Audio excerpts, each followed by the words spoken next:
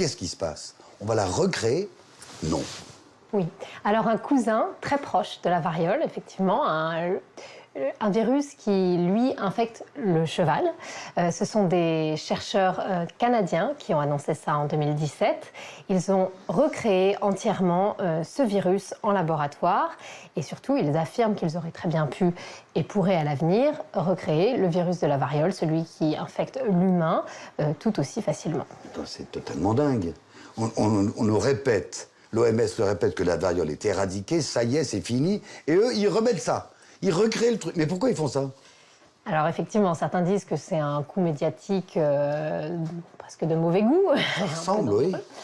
En tout cas, ça a l'intérêt de soulever vraiment un débat et sur les dangers de la biologie de synthèse. Biologie de synthèse, c'est recréer des organismes vivants. C'est ça. Et la technologie au centre de cette biologie de synthèse, c'est le tricot. Alors un tricot particulier, un tricot moléculaire, c'est vraiment tricoter de l'ADN. Pour rappel, l'ADN, c'est la molécule à la base des génomes de tous les organismes vivants et de nombreux virus. Elle est composée grossièrement d'une séquence de 4 molécules qu'on appelle des bases différentes, A, T, G et C. Et on connaît aujourd'hui la séquence des génomes de très nombreux organismes, notamment l'humain depuis 2003. Oui. Et la biologie de synthèse, ce qu'elle va faire, c'est qu'elle peut véritablement recréer des séquences simplement avec des machines extrêmement sophistiquées qui vont prendre un peu de A, de T, de G et de C et tricoter ça dans l'ordre que l'on souhaite et recréer véritablement des génomes. Est-ce qu'on peut synthétiser tout comme ça? Alors pour l'instant, les chercheurs s'arrêtent aux microbes, aux bactéries, aux virus. Par exemple, pour les virus, ce qu'ils ont fait, c'est qu'ils ont inséré ce génome viral du virus cousin de la variole dans des cellules de mammifères en culture.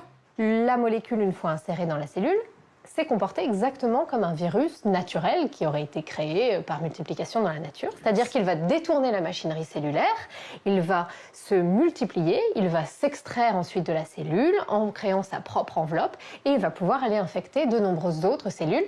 On se retrouve véritablement avec des virus là, simplement en insérant la molécule dans une cellule de mammifère, on se retrouve avec plein de virus capables d'infecter exactement comme un virus naturel.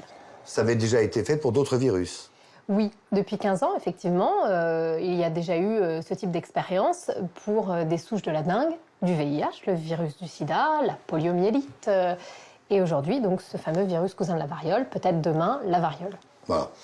La dengue, la polio, le VIH, donc ce serait un virus éradiqué, disparu. Oui, pour la première fois avec la variole, on se retrouverait avec la création en laboratoire d'un virus qu'on avait éradiqué. Et donc là, ça pose des questions inédites en termes de risque. Alors il faut savoir qu'actuellement, la variole, elle est conservée uniquement dans le monde dans 2 laboratoires ultra sécurisés, un aux États-Unis, un en Russie. Et que là, avec la biologie de synthèse, les chercheurs, ça ne leur a coûté que $100 000 et 1 an de travail. Ça peut paraître énorme, mais pour un laboratoire de biologie moléculaire, c'est pas énorme du tout, pour recréer ce virus cousin. Et de plus, les séquences du virus de la variole, vraiment, c'est-à-dire le patron, quelque part, qui permettrait ensuite de le recréer, elles sont disponibles sur Internet très facilement. Elles sont dans les publications scientifiques accessibles à tous. Que n'importe quel terroriste pourrait se... Eh bien, ça veut dire qu'effectivement, n'importe quel laboratoire avec un peu de moyens, pas forcément aussi sécurisés que ceux donc, des États-Unis et de Russie qui conservent actuellement la variole, pas forcément bien intentionnés, pourrait créer le virus de la variole et du coup s'en emparer et en faire ce qu'il souhaite. Je renouvelle mes craintes. 300 millions de morts au siècle dernier, on recrée artificiellement, par biologie de synthèse, un virus qui avait totalement disparu. Il y a quand même un truc positif derrière.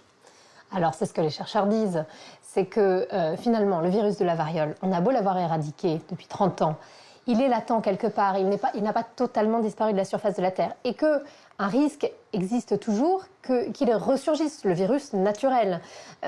Et du coup, le fait de recréer le virus, et même de le conserver dans ces laboratoires ultra sécurisés, ça permettrait de mieux l'étudier, de créer des traitements pour le cas où le virus reviendrait.